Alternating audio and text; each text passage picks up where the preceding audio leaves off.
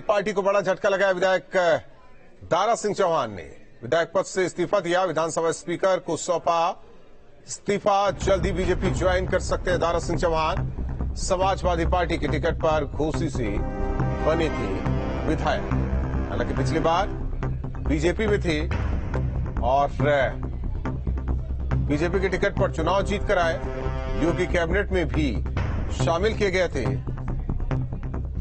इसके बाद 2022 के चुनाव से पहले बीजेपी को झटका देकर वो पहुंचे थे समाजवादी पार्टी में। समाजवादी पार्टी ने उन्हें टिकट दिया, विधायक बने। लेकिन अब ये खबर, इस्तीफा उन्होंने सौंप दिया है विधायक पद से। स्पीकर को इस्तीफा भेजा है और कहा जा रहा है कि आने वाले दिनों में बीजेपी का दामन थामेंगे। पवन सिंगर हमारे साथ जुड़े हैं, सहयोगी इस खबर पर। पवन, 2024 के उसे लेकर इफेक्ट अब दिखने लगा है उत्तर प्रदेश में।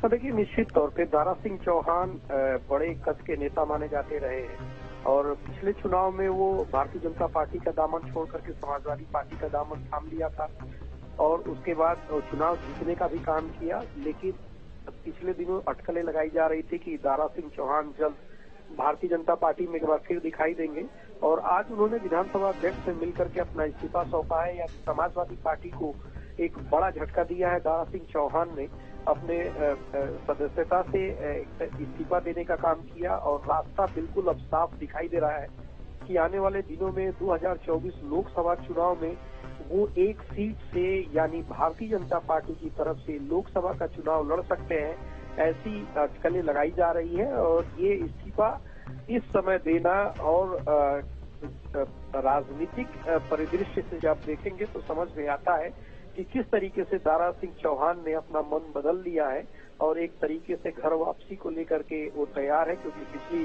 सरकार में वो पर्यावरण मंत्री थे भारतीय जनता पार्टी में, लेकिन स्वामी प्रसाद मौर्य और तमाम जो बड़े नेता ने भारतीय जनता पार्टी का दामन छोड़ा था, उस समय इन्होंने भी पार्टी का दामन छोड़ करके समाजवादी पार्टी की सदस्यता ली थी, फिर चुनाव लड़ने का काम किया था, विधायक बने थे। जी कौन एक चीज ये भी है कि पिछले दिनों ये भी कहा जा रहा था कि बीजेपी उन लोगों को भी अपने पार्टी में शामिल कराएगी जो विपक्षी दल के कद्दावर नेता हैं। यानी कि हम दारा सिंह चौहान की बात कर रहे हैं और जिस तरीके से पूर्वांचल की बात की जा रही है घोसी की, और कई ऐसी सीटें जो कि बीजेपी के खाते में 2019 में नहीं गई थी। क्या ये भी एक रणनीति का हिस्सा हो सकता है बीजेपी की तरफ से? नहीं, बिल्कुल सही कहा आपने, क्योंकि पूर्वांचल एक ऐसा क्षेत्र है जहां भारतीय जनता पार्टी को बड़ी मेहनत करनी पड़ेगी।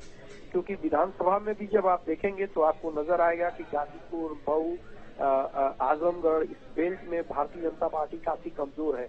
हालांकि लोकसभा चुनाव में भारतीय जनता पार्टी ने वो कारनामा कर दिखाया जो आज तक संभव नहीं दिखाई दे रहा था। वहां से जो दिनेश लाल निरहुआ है लोकसभा सांसद चुन करके आए।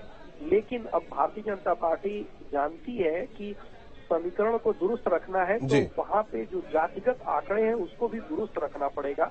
इसलिए जो छोटे छोटे जो छत्रप है वहाँ के उन बड़े नेताओं को अपनी पार्टी में मिला करके अगर वो चुनाव लड़ते हैं तो निश्चित तौर पे आने वाले समय में जो सफलता वो चाहते हैं वो पूर्वांचल से भी हासिल कर सकते हैं और शायद। धन्यवाद इस जानकारी के लिए। तो दारा सिंह चौहान हालांकि एक बार फिर बीजेपी में वापसी को तैयार।